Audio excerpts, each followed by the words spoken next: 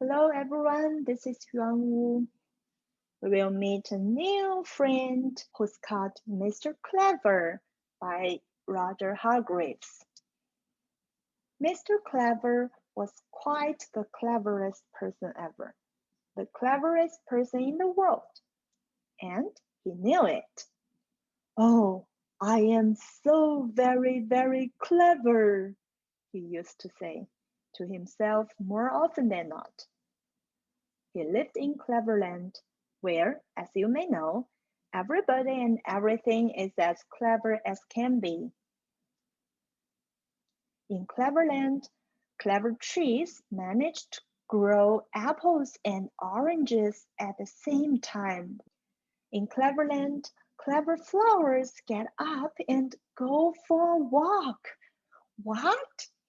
That's so clever. Oh, yes, Cleverland is quite the most clever place. Would you like to live there? Mr. Clever does. Oh, I am so very, very clever to build such a clever house. He used to go around telling everybody. One morning, Mr. Clever was awakened by his special Mr. Clever alarm clock. Not only did it wake you up by ringing a bell, it also switched on a light and said good morning and made a cup of tea and showed what the weather was going to be and told you the time and showed you the date. It also whistled cheerfully while it was doing all that. Mr. Clever yawned, got up, washed, cleaned his teeth with his special Mr. Clever toothbrush, which squeezed toothpaste onto the brush out of the handle, and went downstairs for breakfast. He popped a slice of bread into his special Mr. Clever electric toaster, which not only toasted the bread, but also spread it with butter and marmalade and cut off the crust. After breakfast, he went for a long walk, an extremely long walk. In fact, such a long walk that he walked all the way out of Cleverland, although he didn't know it. He met somebody who was also out for a walk. Do you know who it was? That's right, Mr. Happy. We knew him before, right? Hello, cried Mr. Clever. I'm the cleverest person in the world. Oh, good, said Mr. Happy. Then you must be clever enough to make up a really good joke to tell me. He laughed. Jokes make me happy, he explained. Mr. Clever's face fell. I don't know any jokes, he admitted. Well, that's not very clever of you, is it? Said Mr. Happy and went off. Mr. Clever went on. And do you know who he met next?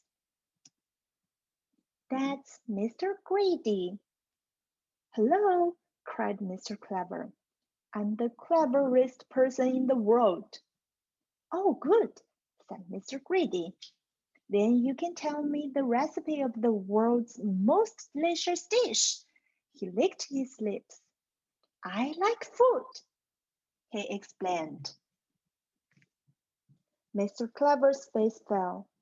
I can't cook, he admitted, and I don't know any recipes. Well, that's not very clever of you, is it? Said Mr. Greedy, and he went off in search of food. Mr. Clever went on, and who do you think he met next? It's Mr. Forgetful. Hello, cried Mr. Clever. I'm the cleverest person in the world. Oh, good, said Mr. Forgetful. Then you can tell me what my name is. He smiled apologetically. I've forgotten, he explained. Mr. Clever's face fell for the third time that morning. But I don't know your name, he admitted. We've only just met. Well, that's not very clever of you, is it? Said Mr. Forgetful, and he too went off, forgetting to say goodbye. And so it went on all day.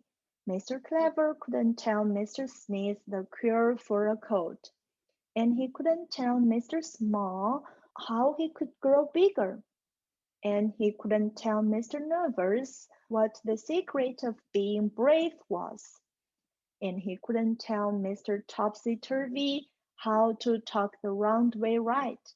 Oh, I mean the right way round. A not very clever day. Not at all. Not a bit. As by now, he wasn't feeling anything like the cleverest person in the world, Mr. Clever decided he'd better go home. He passed a pair of worms who were having a chat. Who's that? Asked one worm. That, replied the other worm, is Mr. Clever, the cleverest person in the world, on his way home to Cleverland. The first worm thought. He can't be that clever, he replied. He's going the wrong way. Okay, everyone, this is the end of the story of Mr. Clever. I'll see you in next story. Bye.